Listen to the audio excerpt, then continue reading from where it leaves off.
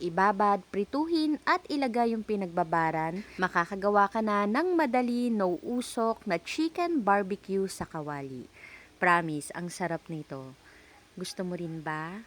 Tara, luto tayo. Sa isang mixing bowl, pagsamahin lang natin dito yung soy sauce, lemon soda at sa mga aromatics, naglagay lang ako ng bawang, sibuyas, calamansi juice, sinama ko na rin yung buto dyan.